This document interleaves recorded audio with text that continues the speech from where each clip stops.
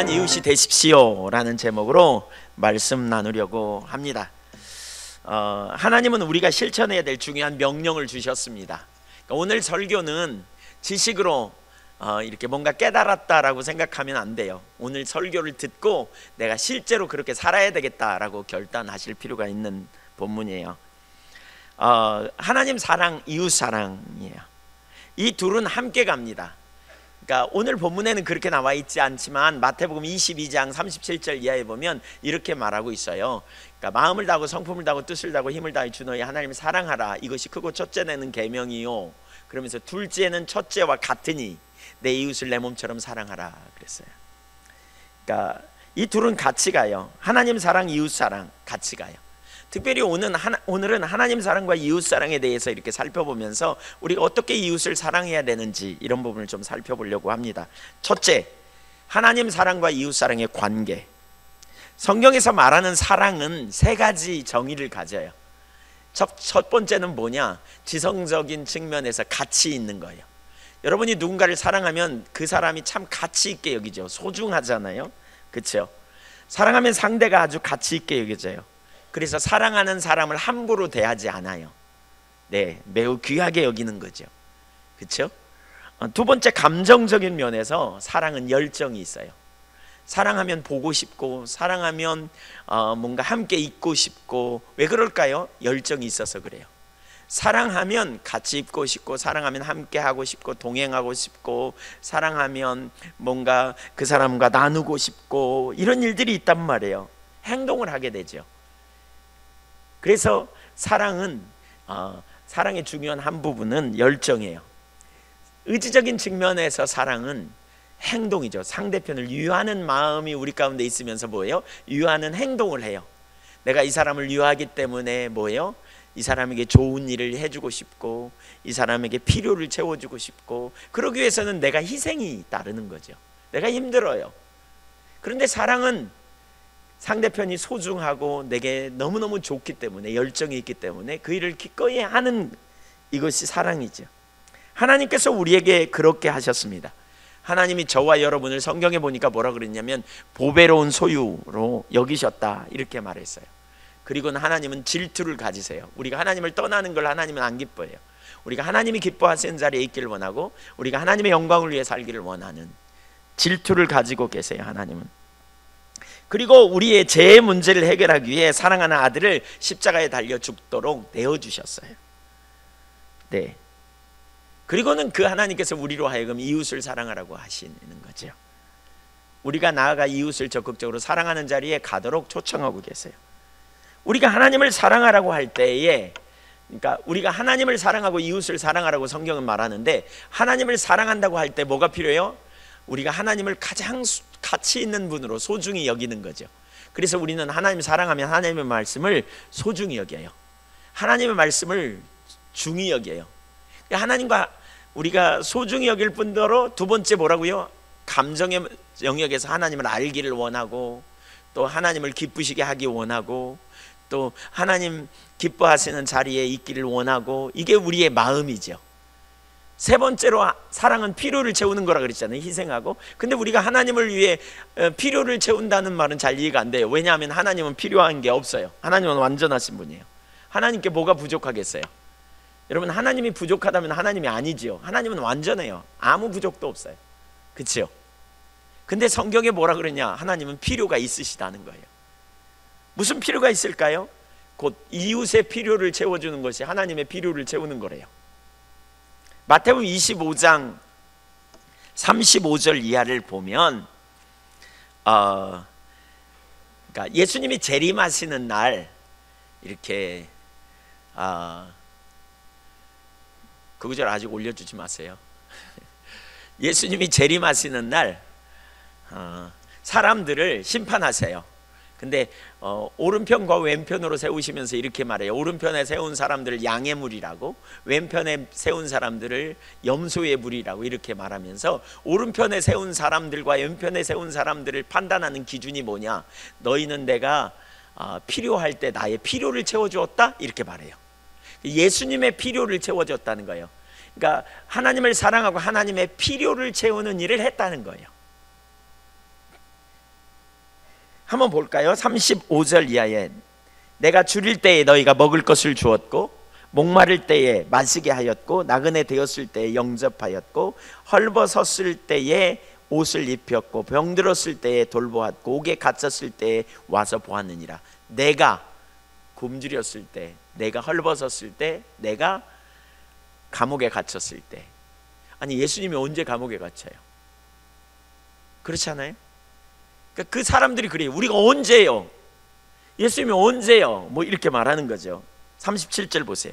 이에 의인들이 대답하여 이르되 주여 우리가 어느 때에 주께서 줄이신 것을 보고 음식을 대접했으며 목마르신 것을 보고 마시게 하였나이까? 어느 때에 나그네 되신 것을 보고 영접하였으며 헐벗으신 것을 보고 옷 입혔나이까? 어느 때에 병드신 것이나 옥에 갇히신 것을 보고 가서 배웠나이까 하리니. 사실 주님이 감옥에 갇힌 적이 없어요. 그렇죠? 주님이 병든 적이 없어요. 뭐 예수님이 그쵸? 어디 감옥에 갇히시지 않았잖아요. 예. 그리고 그때 언제 우리가 그랬나요? 라고 묻는다는 거죠. 그때 예수님이 이렇게 말해요. 25장 40절 같이 한번 읽어볼까요? 시작.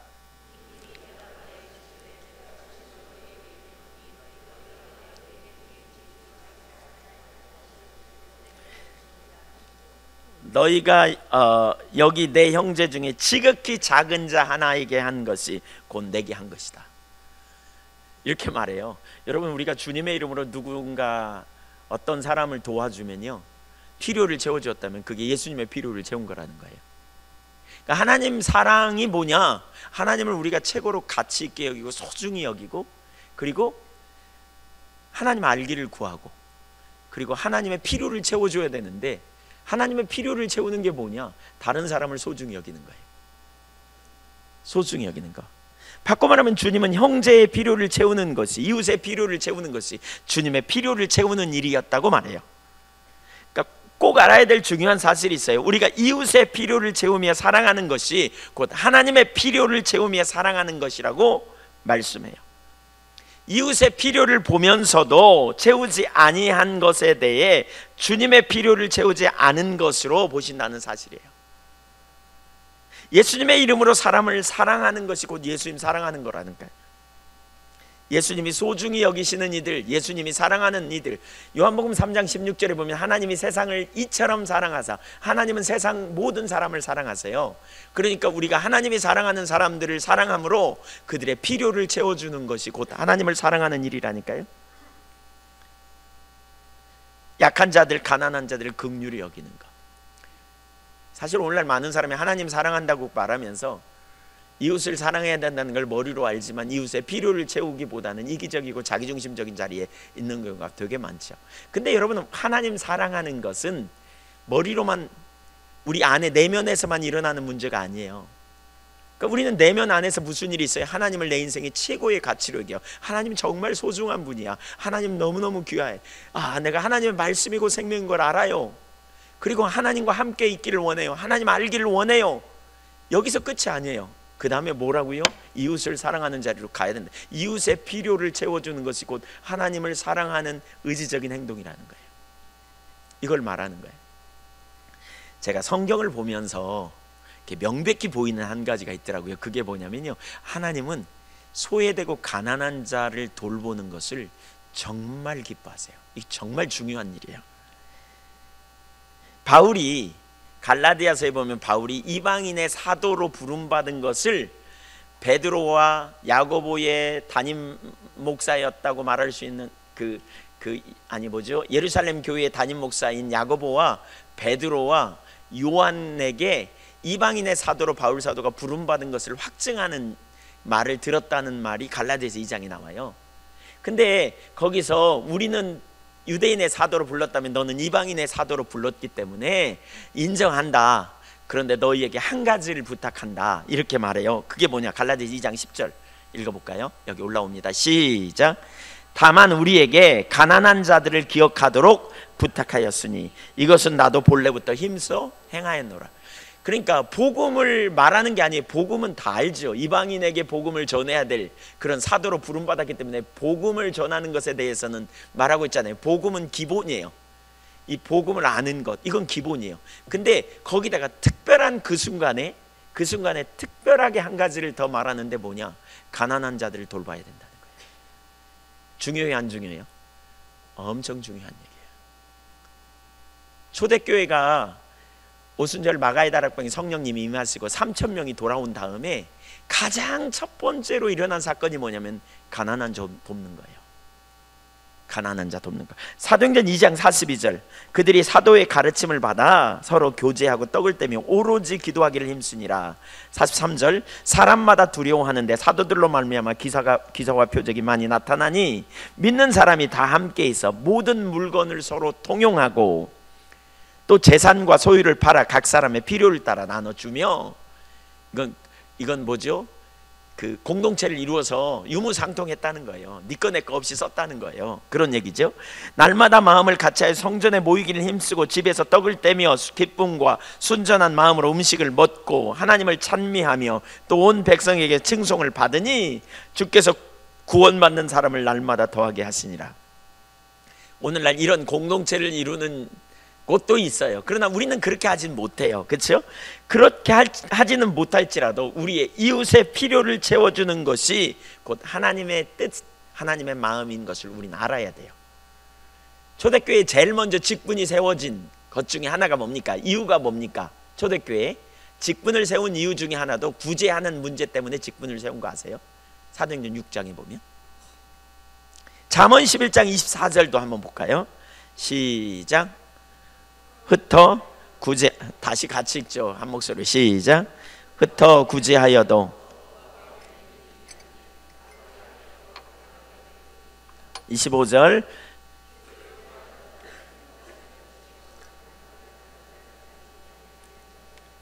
잠언 19장 17절도 보죠.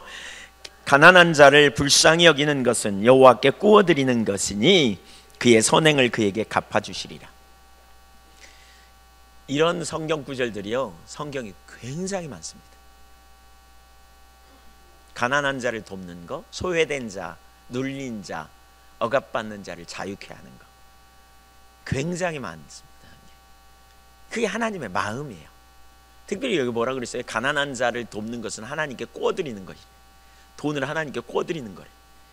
그래서 구제를 하여도 부자가 된다는 거예요. 그런 얘기잖아요. 흩어 구제하여도 부하게 되는 일이 있다. 가도히 아껴도 가난하게 될 뿐이다. 이러면서 남을 윤택하는 자가 자기도 윤택해진다. 이렇게 표현하고 있어요. 이게 하나님의 마음이에요. 여러분, 이 삶을 살 수 있기를 축복합니다. 하나님 사랑하세요? 네, 하나님 사랑하면 머리로만 사랑하고요, 이기적인 삶을 살지 않아요. 머리로만 사랑하고 우리가 멈추지 않아요. 반드시 하나님을 사랑하면 어떻게 돼요? 이웃을 사랑하는 자리로 가게 되어 있어요. 왜요? 그게 하나님 마음이기 때문에 그래요. 하나님과 친밀한 교제 가운데 있으면 이웃의 필요를 보면서 우리는 뒤짐지고 있을 수가 없어요. 나누는 삶을 살게 된다는 거죠. 예. 두 번째, 그러면 우리가 섬겨야 될, 우리가 사랑으로 섬겨야 될 이웃이 누구인가? 누가복음 10장 29절에 보니까 오늘 본문 29절에 보니까 이렇게 말하고 있어요. 이 사람이 자기를 옳게 보이려고 예수께 여짜오되 그러면 내 이웃이 누굽니까? 여러분, 이웃이 누굽니까? 여러분, 이웃을 사랑하라 그랬는데 이웃이 누굽니까? 세 가지 부분에 살펴보려고 합니다. 첫째, 내가 섬겨야 될 이웃. 첫째, 나에게 가까운 사람들이 우리가 사랑해야 될 이웃입니다. 가장 가까이 있는 사람들 필요부터 여러분 채워야 돼요. 디모데전서 5장 8절 읽겠습니다. 시작. 네. 시작.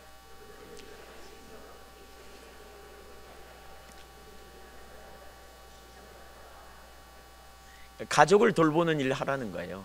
누구든지 자기 가족, 자기 친족을 돌보지 않는 자는 불신자보다 더 나쁘다, 더 악하다, 믿음을 배반한 자다.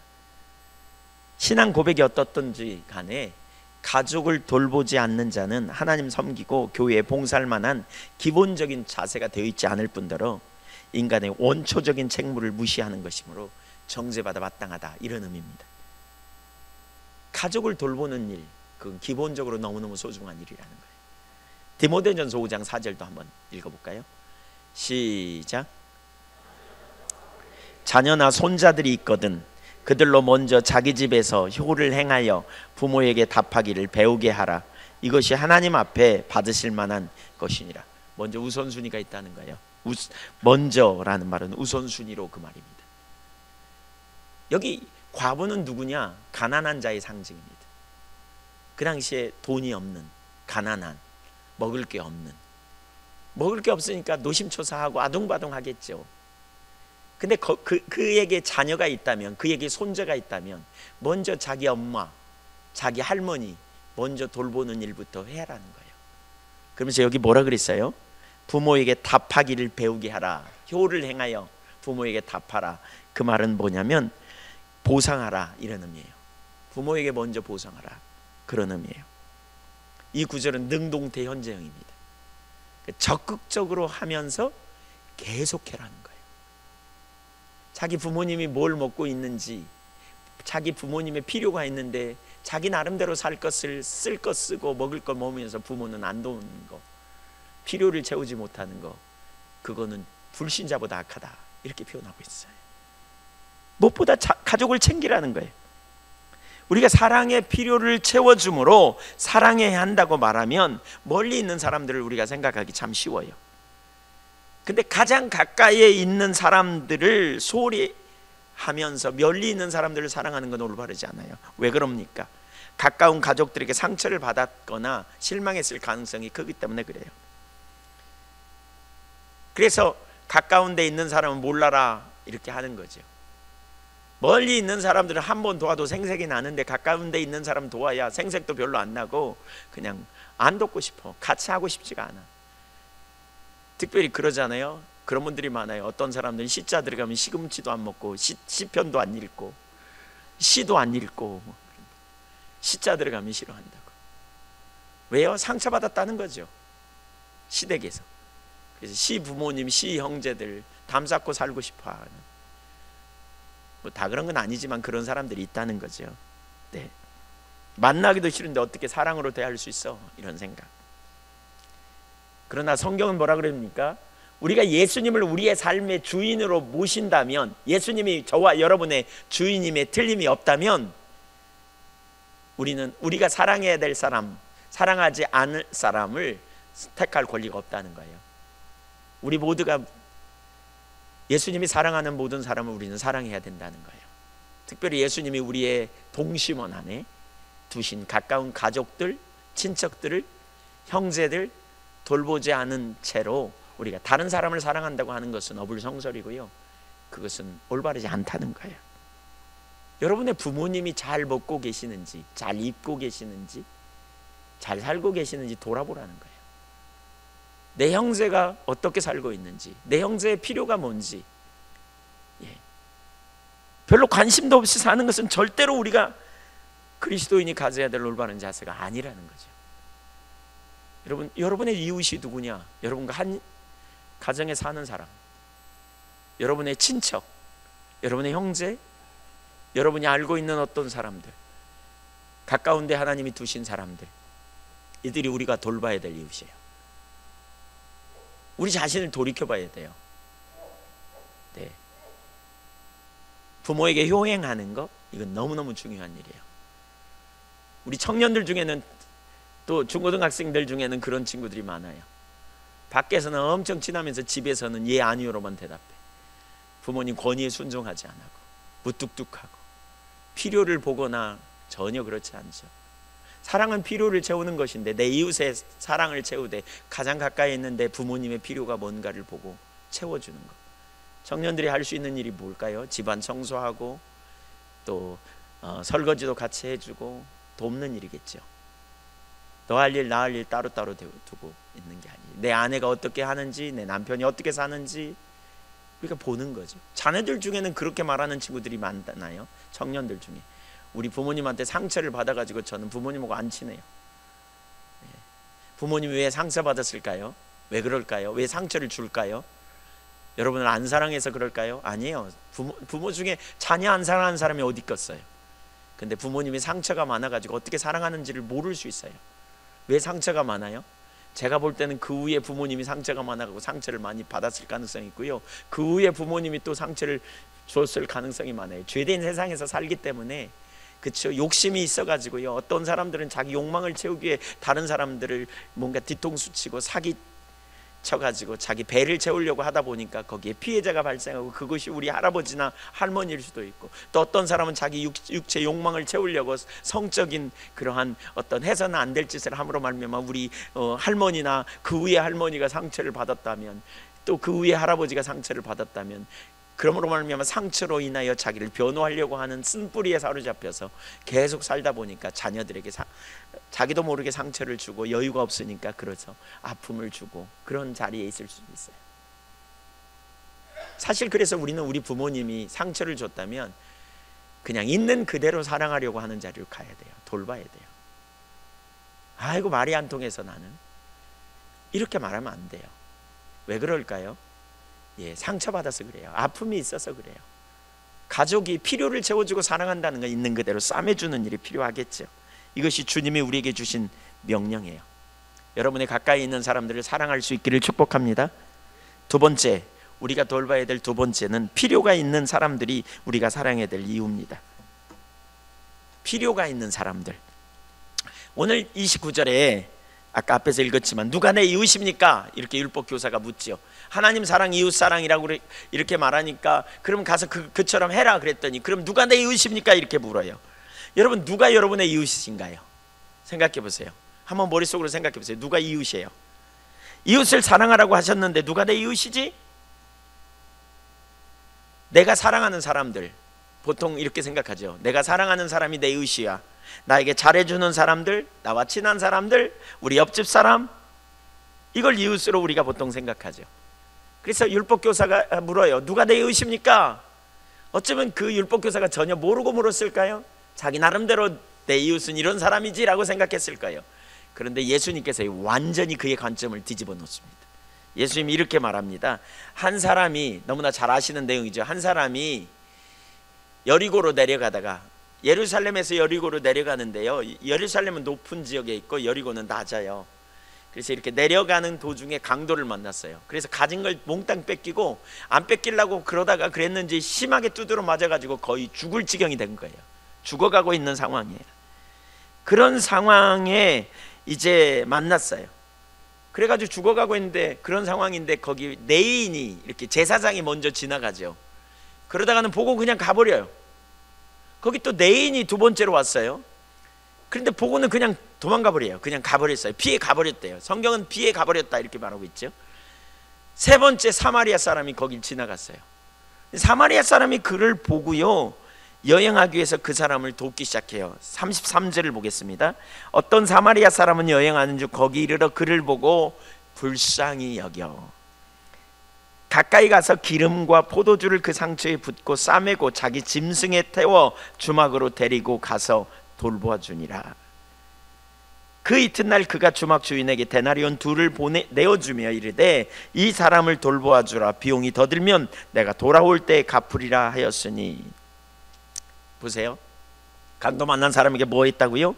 기름과 포도주를 그 상처에 부숴서 치유해주고, 그 다음에 붕대 같은 걸로 싸매주고요, 그리고 자기 짐승에 태워, 자기가 타야 될 짐승에 그 사람을 태워서 가까운 주막집에 가가지고 거기 가서 비용을 더 주면서 이 사람 치유될 때까지 돌봐달라고, 만약에 부족하면 내가 더 도와주겠다고, 이렇게 말하는 거예요. 내가 와서 갚을 거라고. 이 이야기를 마친 다음에 예수님이 율법 교사에게 물어요. 36절 같이 읽어볼까요? 시작. 네 생각에는 이 세 사람 중에 누가 강도 만난 자의 이웃이 되겠느냐? 예수님의 교육 방법이에요. 중요한 이슈를 말할 때 네가 생각해서 결론을 내리라 그러죠. 성경에 그런 얘기 되게 많잖아요. 생각하여 보라 그러잖아요. 이게 중요한 교육 방법이에요. 스스로 가르쳐 주기를 원하는 것보다 스스로 찾으라는 거죠. 네 생각엔 누가 강도 만난 자의 이웃이 되겠냐? 여기 아주 중요한 단어가 있어요. 보세요. 아까 율법 교사가 뭐라 그랬냐면 누가 내 이웃입니까? 물었더니 예수님 뭐라 그래요? 누가 강도 만난 자가 자의 이웃이 되겠느냐 그랬어요. 그러니까 이렇게 예수님은 대묻는 거예요. 강도 만난 자 입장에서 생각해봐라. 누가 이웃이 되겠는가? 우리는 이렇게 말해요. 누가 내 이웃이지? 이웃 사랑을 어떻게 하지? 누가 내가 사랑해야 될 이웃일까? 이렇게 생각해요. 근데 예수님 뭐라 그랬다고요? 누가 강도 만난 자에게 이웃이 되겠느냐? 이렇게 물어요. 누가 강도 만난 자에게 이웃이 되어주겠냐는 거예요. 그러니까 예수님은 네 이웃을 찾지 말고 강도 만난 자의 편에 서서 이웃이 되어주는 것이 이웃사랑이라는 거예요. 강도 만난 자의 편에 서서. 자기중심적인 관점에서 본다면 절대로 이해할 수 없는 일이에요. 이게 하나님께서 우리에게 사랑하라고 말하는 이웃이에요. 우리가 사랑해야 될 사람은 나에게 잘해주는 사람, 나를 잘 대해주는 사람, 내가 좋아하는 사람, 내가 만나면 편한 사람이 아니라 내가 살아가는 가운데 어려움을 당한 사람, 어려움 당하고 있는 사람, 문제를 만난 사람, 바로 그에게 도움이 필요해요. 그를 섬기라는 거예요. 그를 사랑하라는 거죠. 누가 그들의 이웃이 될 것인가 이렇게 물어요. 지금 여러분 가만히 생각해 보세요. 옆에 사람 한번 보세요. 앞뒤로 보세요. 가만히 보세요. 여러분이 섬겨야 될 이웃이 누구예요? 그러면 여러분은 지금 여러분이 좋아하는 사람만 보고 있는지 몰라. 근데 주님은 그 눈을 떼어 다른 사람을 보라는 거예요. 소외된 사람, 가난한 사람, 도움이 필요한 사람, 진짜 너에게 지금 진짜 도움이 필요한 어떤 사람, 그 사람을 보라는 거예요. 교회 안에서도 우리가 이런 눈을 가져야 돼요. 지난번에 우리 한교회 좀 오셨다가 다시 본교회로 가셨어요. 그분은 본교회 목사님 찾아오셔서 이렇게 얘기하는 가운데 가셨다 그래요. 아마 소외감을 가지고 있다가 이한교회 왔는데 본교회에서 찾아오니까 또 다시 가시게 된 것 같아요. 잘 됐어요. 그렇게 가셔서 잘 됐어요. 근데 그분하고 얘기를 하는데 그분이 그러시더라고요. 지난 영혼왕 컨퍼런스에 오셔가지고 저녁 식사를 이렇게 여기 밑에서 우리 했잖아요 다. 근데 자기는 혼자라서 식사를 못하고요 밖에 나가서 사 먹고 왔대요. 아무하고도 친한 사람도 없고 아무하고도 얘기할 사람이 없어서 밖에 나가서 혼자 사 먹고 왔대요. 그 다음 날은 그냥 굶었대요. 연세가 60인데 저는 밖에 나가서 사 먹는 게 더 뻘쭘할 것 같은데 혼자 밥 먹는 게. 근데 어쩌면 모두 다 끼리끼리 친한데 혼자만 거기 못 끼는 것에 대한 소외감 같은 게 있었을 것 같더라고요. 마음이 참 아프더라고요. 제가 그 말을 듣고. 여러분 그런 경험 해보시나요? 익숙하지 않은 환경에 가 있는데 아무도 여러분을 아는 체 해주지 않아. 아무도 여러분을 말붙이지 않아. 얼마나 뻘쭘해요. 그런 눈으로 옆에 있는 분을 한번 보세요. 지금 그런 분이 있는지. 사실 우리가 친해야 될 이웃, 우리가 돌봐야 될 이웃이 누군가. 존 웨슬리 어머니 수산나 웨슬리 지난번에 우리 관계중심 전도할 때 살펴봤잖아요. 그때 19명의 자녀가 있었어요. 그러니까 누가 와서 물었대잖아요. 19명의 자녀를 어떻게 다 사랑하냐고, 특별히 누구를 제일 사랑하냐고 그랬더니 수산나 웨슬리가 기가 막히게 대답했죠. 그 순간에 가장 필요한 아이에게 나의 사랑이 간다고. 그 순간에 가장 필요한 아이. 19명이 그러잖아요. 어떤 아이가 아프고 열나면 거기에 온통 가는 거죠. 어떤 아이가 스트레스를 받아가지고 문제를 만나면 그 아이에게 온통 관심을 쏟는 것. 그게 성경이 말하는 사랑이라는 거죠. 우리가 사랑해야 될 이웃이 누군가. 여러분 그런 눈으로 여러분의 가족들을 보세요. 그런 눈으로 여러분 삶의 직장에, 현장에 가서 보세요. 그런 눈으로 여러분 이웃들을 보세요.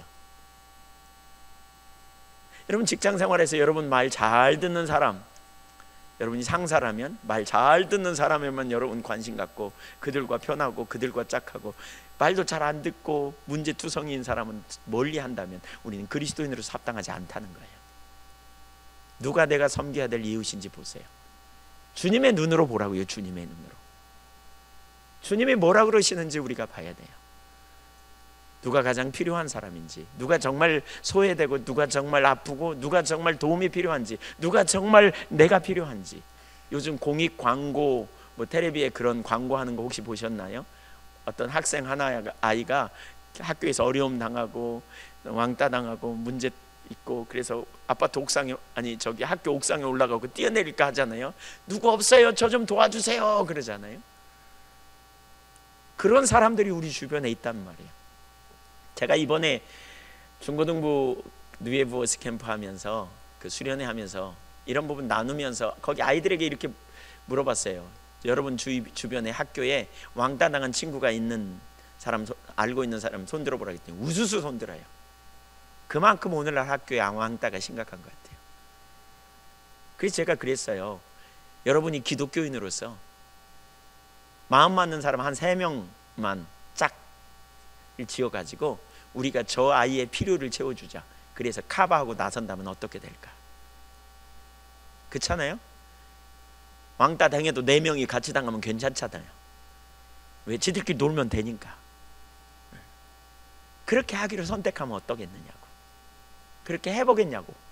근데 많은 아이들이 고개를 끄덕거리고, 그래서 그런 은혜를 구하고 해보라고 했습니다.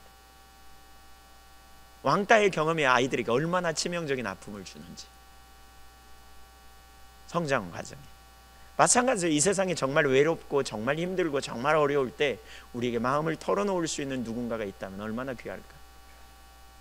여러분, 저와 여러분이 작은 예수로서 그 자리에 가야 돼요. 주님은 우리를 그 자리로 서도록 우리를 초청하고 계세요. 제가 몇 년 전에 그 2011년인가 12년에 연회를 할 때, 감리교 연회를 할 때 제가 약간 늦어가지고요, 가니까 이제 성찬식을 하려고 통성기도를 하더라고요.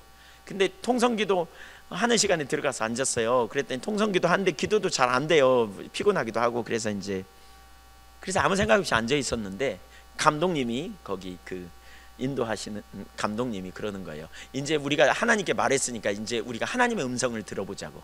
그래서 아무 생각 없었어요. 진짜로 그냥 멍하니 앉았어요. 주님 말씀하세요. 그러고 앉아 있었어요. 근데 너무나 또렷하게 제게서 이런 음성을 제가 들었어요. 그러니까 감동이죠.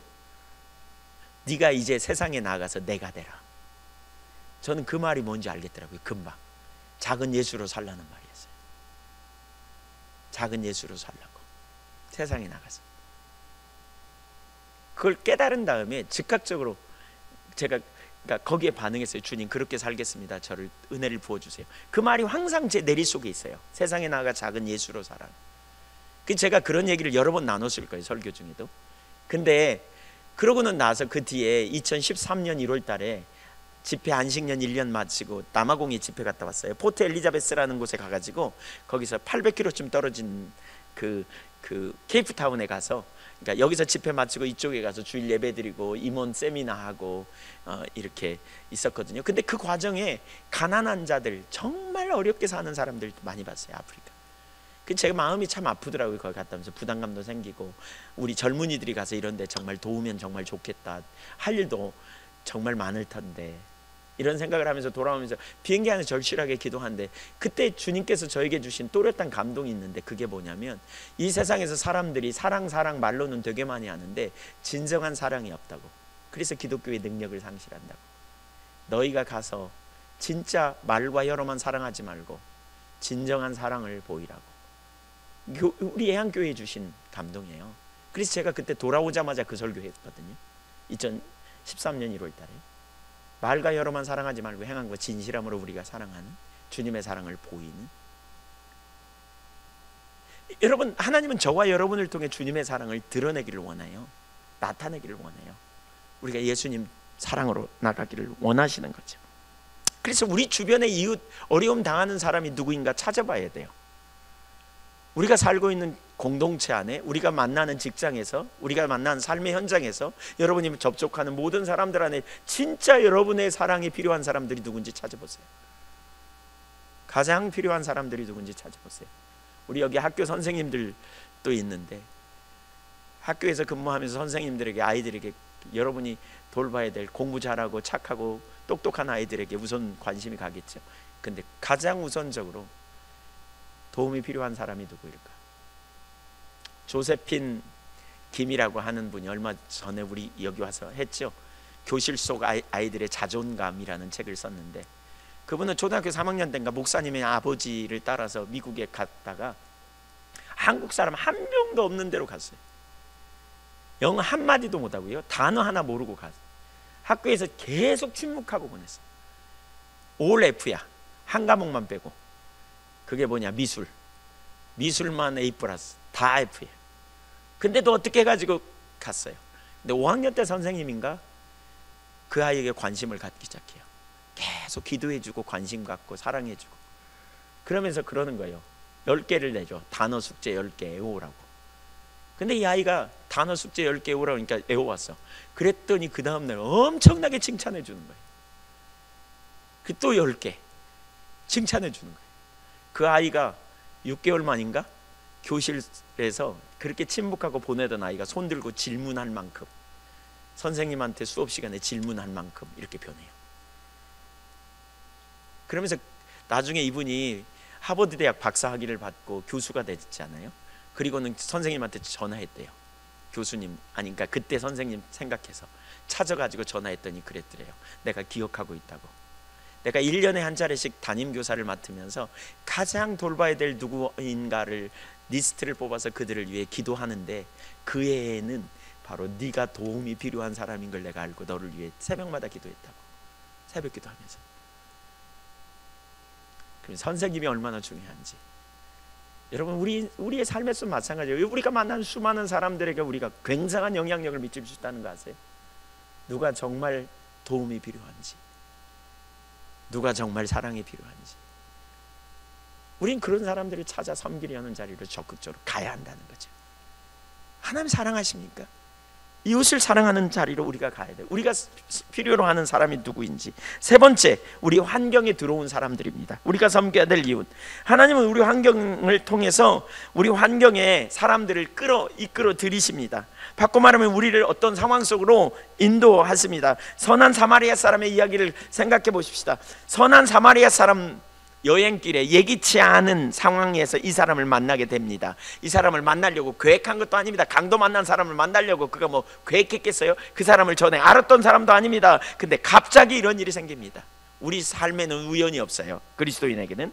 하나님께서 이처럼 우리 환경 가운데서도 이런 일을 만나게 하세요.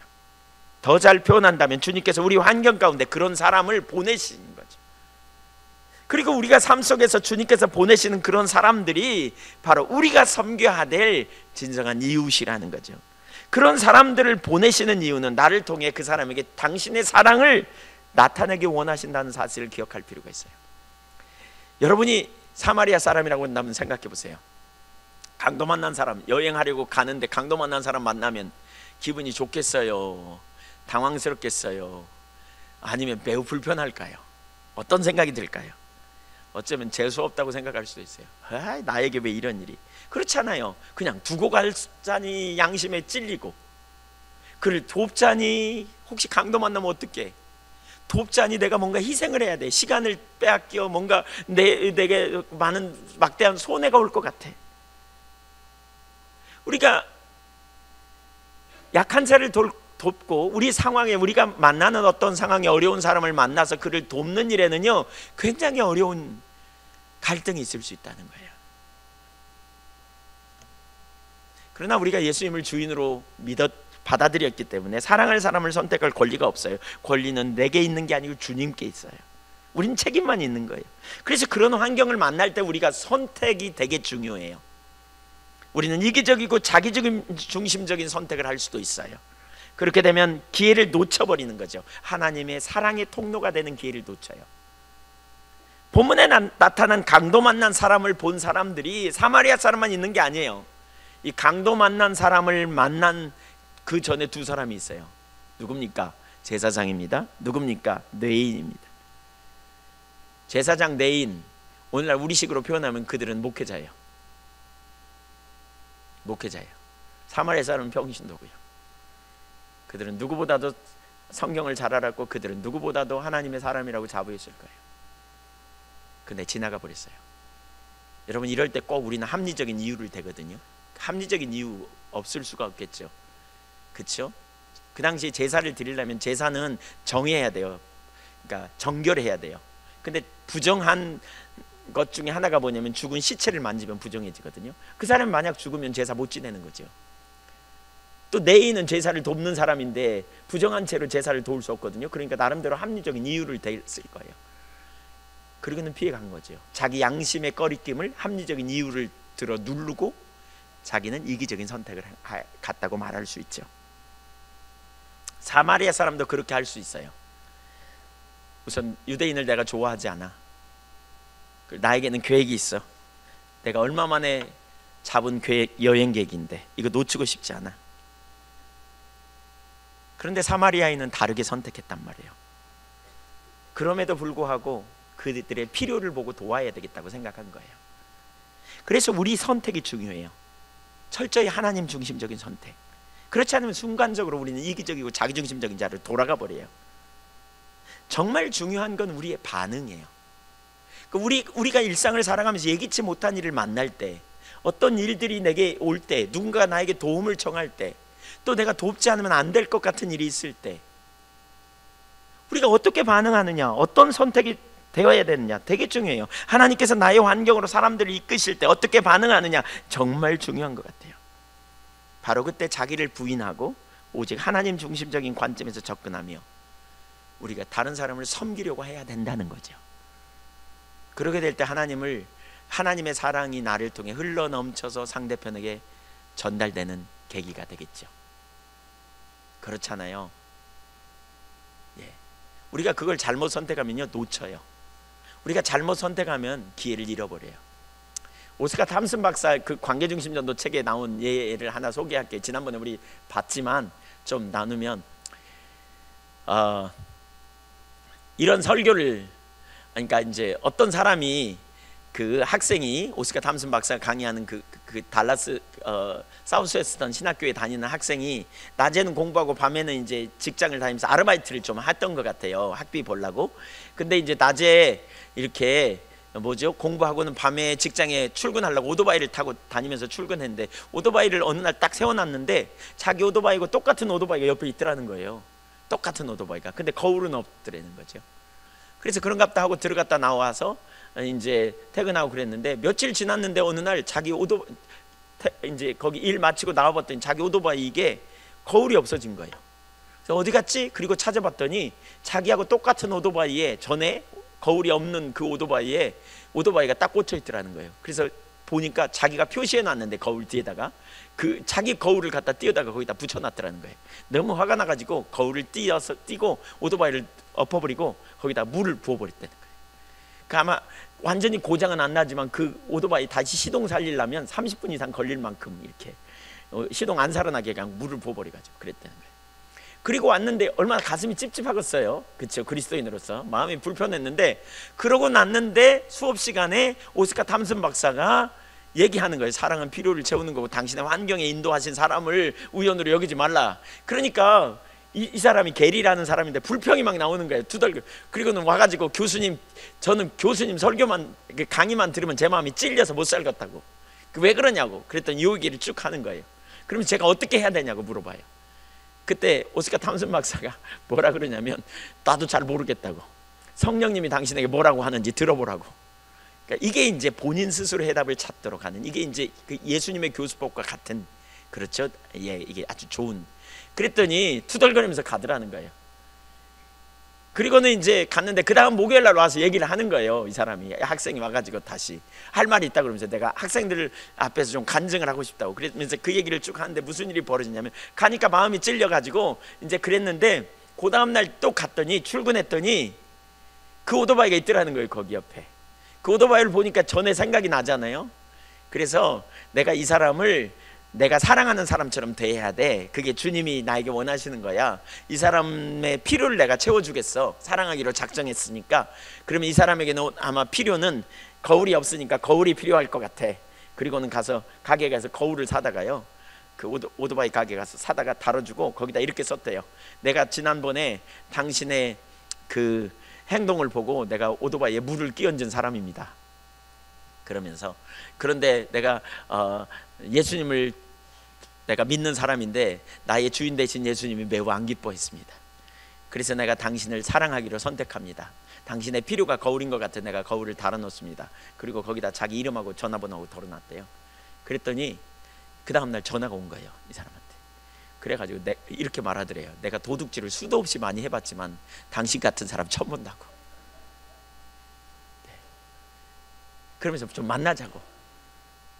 그래서 찾아왔대요. 그리고 그날 그 게리의 아파트에서 예수님 영접하고요, 그 사람이 이렇게 돌아오게 되는 놀라운 일이 일어났다는 거예요. 그러니까 사실 하나님께서 우리의 사랑을 통해서 놀라운 일을 이루죠. 여러분, 사랑, 그러니까 우리가 복음을 전하기 위해서 사랑하려고 하는 자리에 있지 않더라도요, 이게 기본이에요. 제가 전에 섬기던 시골 교회에서 그런 일들을 꽤 있었던 것 같아요. 가끔 나가서 동네 사람들 필요를 보면 이렇게 도와주려고 그러거든요. 그러면 뭐 전구따마 떨어지고 이런 것도 잘 못 갈아요. 근데 이제 가서 이렇게 동네 다니다 보면 그런 집이 있고 이렇게 보면 막 갈아주기도 하고, 어떤 분은 휠체어 탄 분이 계셨어요. 근데 그분은 밖으로는 절대 안 나와요, 자기는 이렇게. 근데 그분하고 가서 많이 얘기도 하고 어려운 일 있을 때 제가 돕기도 하고 그랬어요. 처음에는 뭐라 그러냐면 나 교회 안 나가요, 안 나가요, 안 나가요 자꾸 이래요. 연세 드신 할머니 중에서도 뭐 나 교회 안 나가라고 막 이래요. 아니, 교회 나오라고 제가 하는 거 아니라고, 제가 믿는 예수님이 사랑하라고, 그래서 사랑하는 거라고, 섬긴다고. 나중에 그분들이 뭐라고 하는 줄 아세요? 아이고, 목사님이 왜 이렇게 줬소, 내 아들보다 더 좋네 막 이래요. 옆에서 필요를 채워주니까.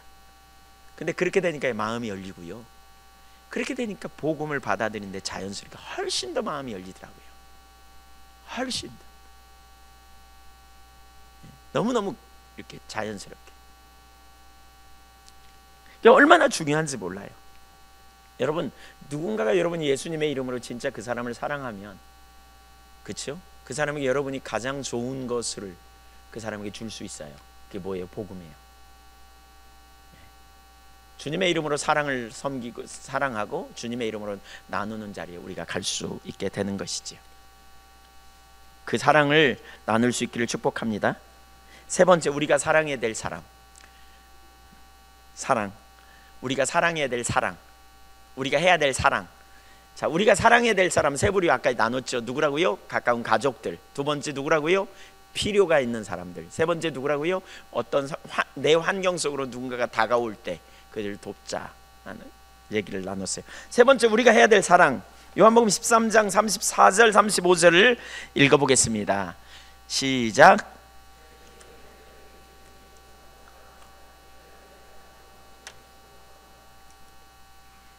너희가 서로 사랑하면 이로써 모든 사람이 내 제자가 된 줄 알리라. 예수님이 주신 새 계명을 내가 너희에게 준다. 새로운 계명입니다. 예수님이 우리에게 주신 명령, 그게 뭐냐? 서로 사랑하래요. 서로 사랑하래요. 그리고 우리가 사랑하면 예수님의 제자인 줄 알게 된대요. 근데 어떻게 사랑하라고? 거기 사랑의 기준이 뭐예요? 내가 너희를 사랑한 것처럼 그랬어요. 예수님이 우리를 사랑한 것처럼. 예수님은 우리를 어떻게 사랑하시는지 생각해 보세요. 예수님은 우리에게 사랑을 가르치시되 그 기준을 당신이 우리를 사랑하신 것처럼 사랑하라고 하세요. 예수님은 우리의 필요를 위해 십자가에 달리셨고요, 그리고 우리를 위해 죽기까지 사랑하셨어요. 이것이 우리가 이웃을 사랑해야 될 기준이에요. 그것이 제자의 삶이에요. 우리를 위해 십자가에 달려 돌아가실 때 예수님은 어떤 감정이셨을까요? 예수님은 감정 때문에 십자가를 지신 것이 아닙니다. 우리의 필요 때문입니다. 물론 우리를 향한 예수님의 사랑의 감정은 매우 깊었습니다. 왜 그러느냐? 우리를 불쌍히 여겼기 때문에 그렇습니다. 우리의 죄 때문에 그렇습니다. 필요를 보셨기 때문에 생겨난 사랑입니다.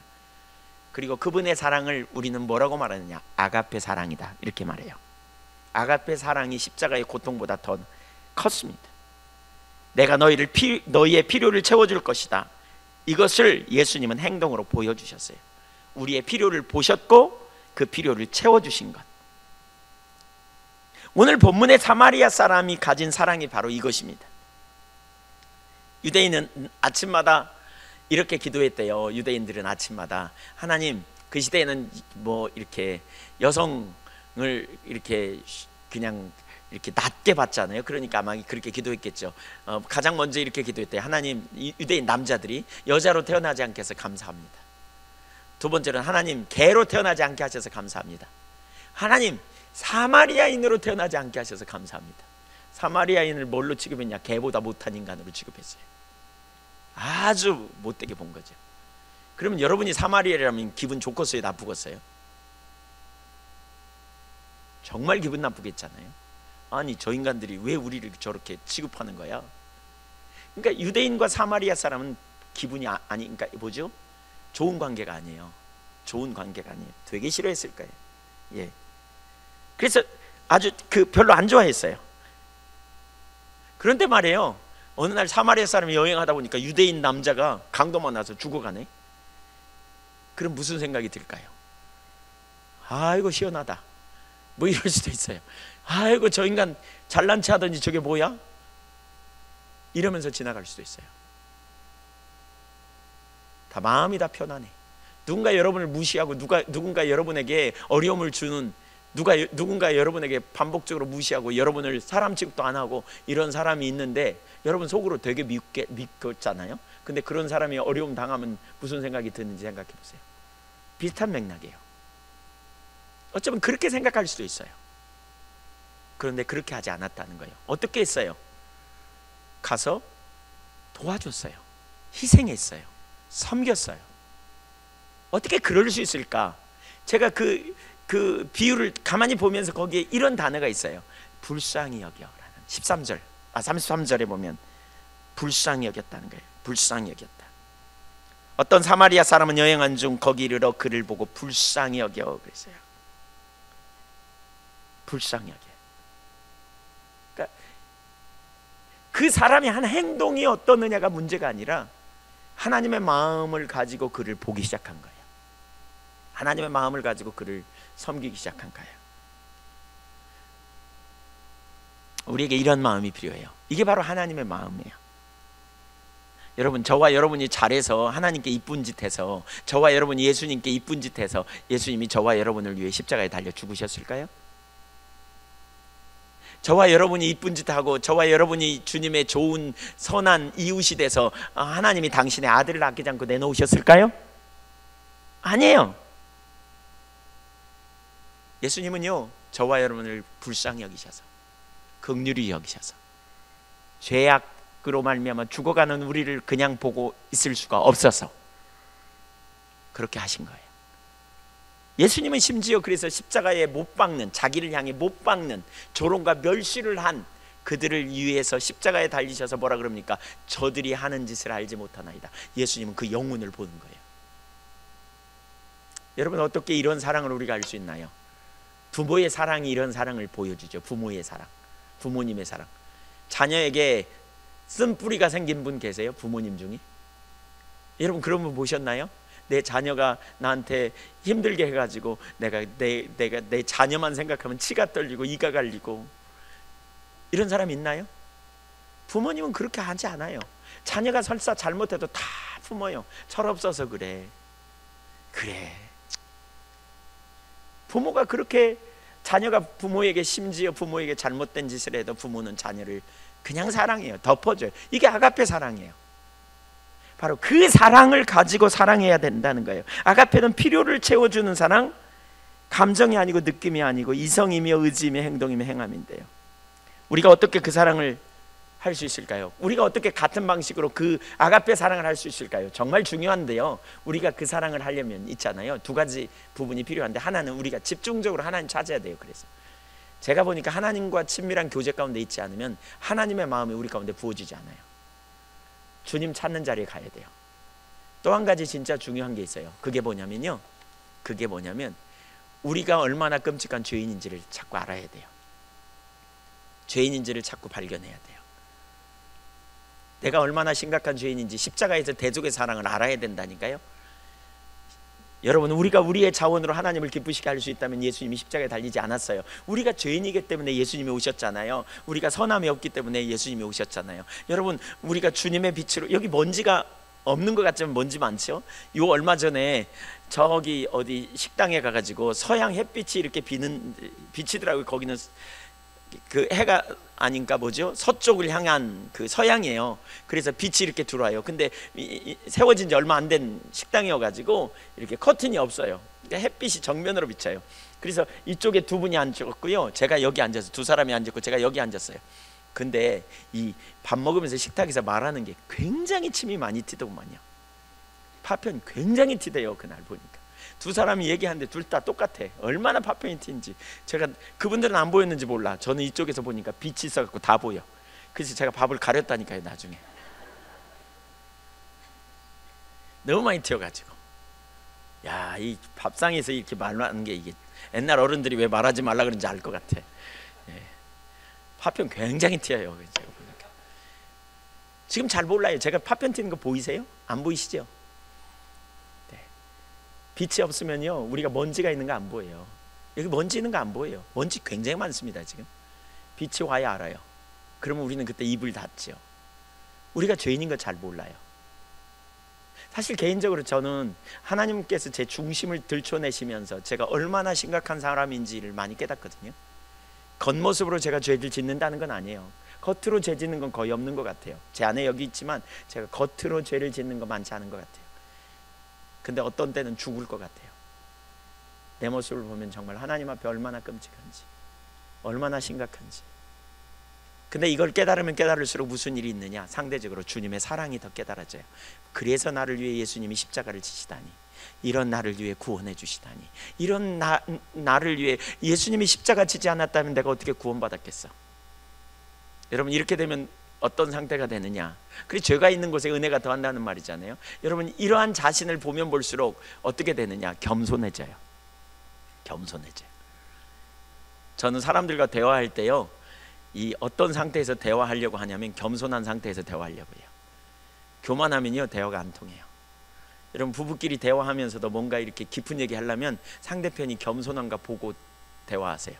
겸손 안 하면요, 변호하느라고 바빠요. 그래서 싸워요. 그러니까 겸손한 상태에 있을 때 얘기해야 받아들여요. 봐요. 교만한 자하고는 얘기하면 안 돼요.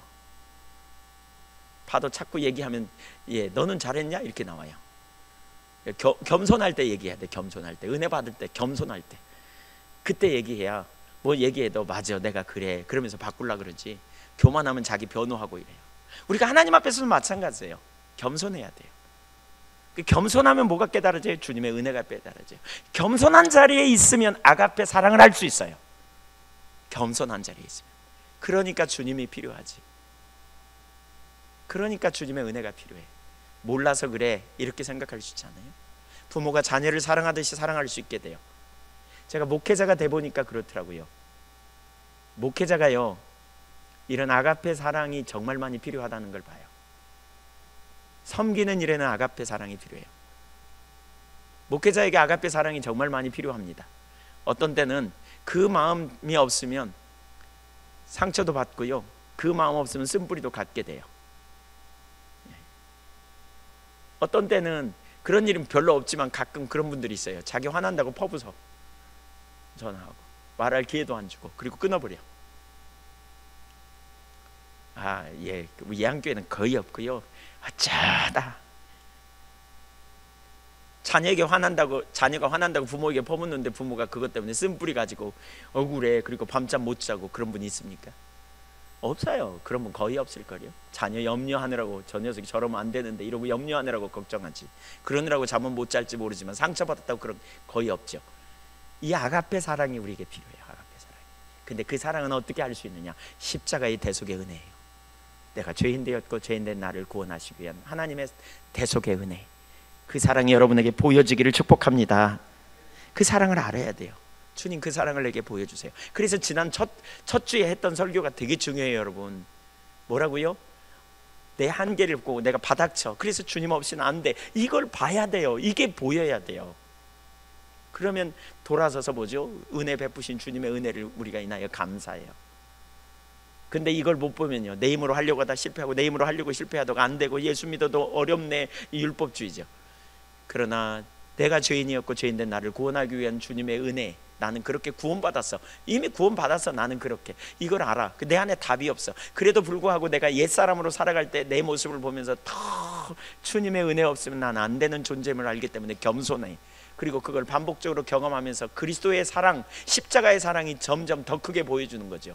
나 같은 죄인 살리신 주네 놀라와 잃었던 생명 찾았고 광명을 얻었네.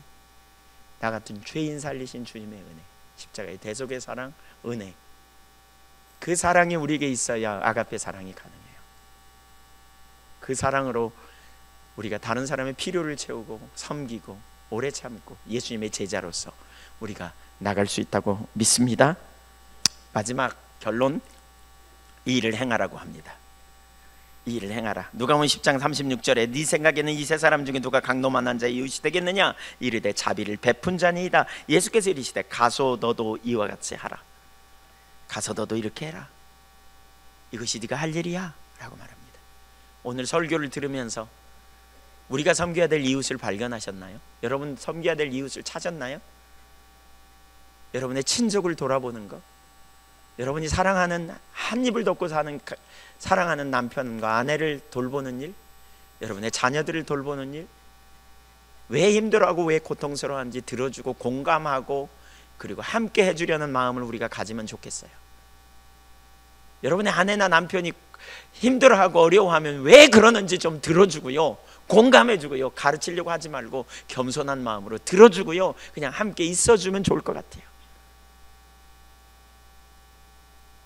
여러분의 특별히 사랑하는 자녀, 또 우리 자녀들은 부모님의 말을 들어주려고 하고 공감해주고 이해하려고 하고 필요를 채워주는, 힘들어하면 설거지도 같이 해주기도 하고,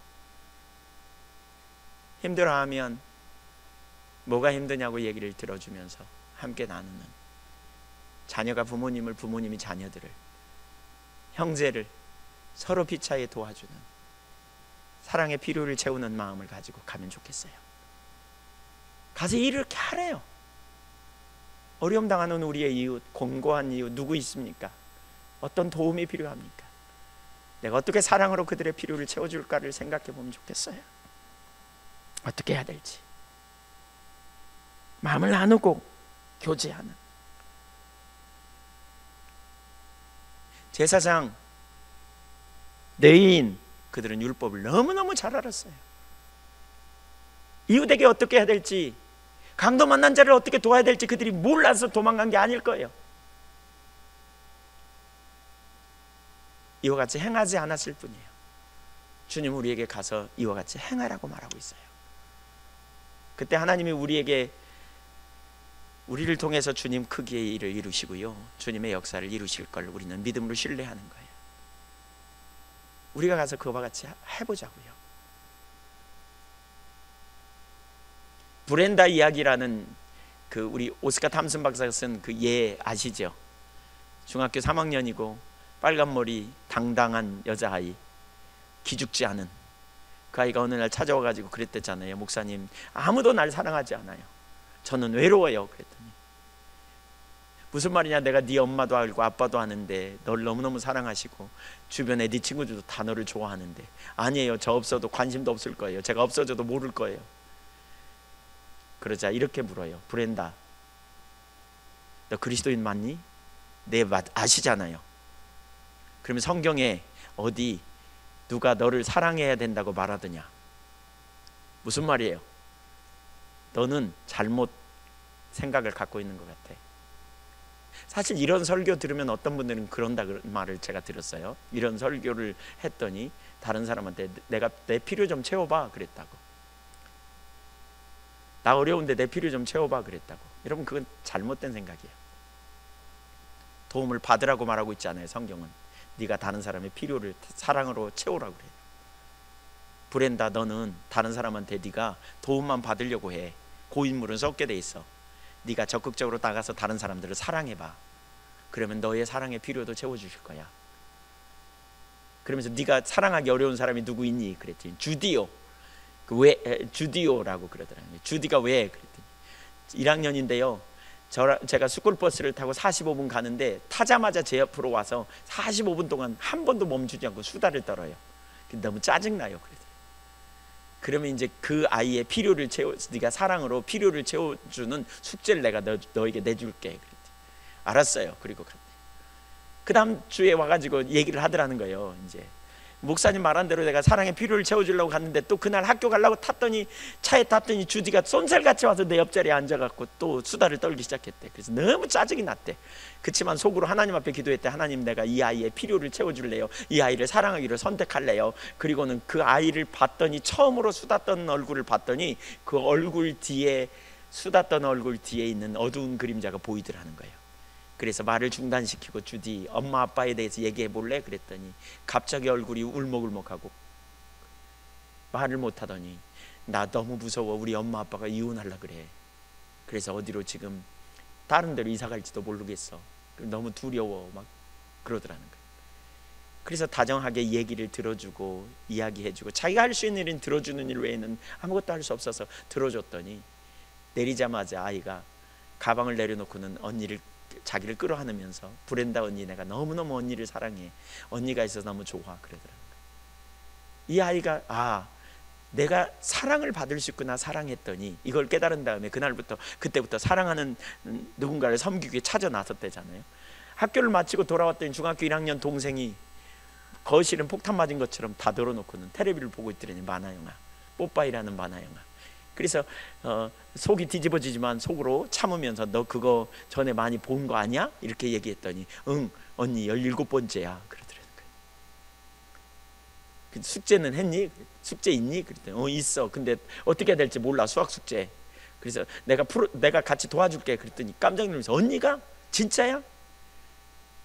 같이 식탁에 앉아서 숙제를 도와주고, 그리고는 같이, 그럼 네 방부터 청소하자 그래갖고 청소하고, 거실도 같이 치우고, 그리고 둘이 힘을 합쳐서 저녁 식사도 만들었다는 거예요.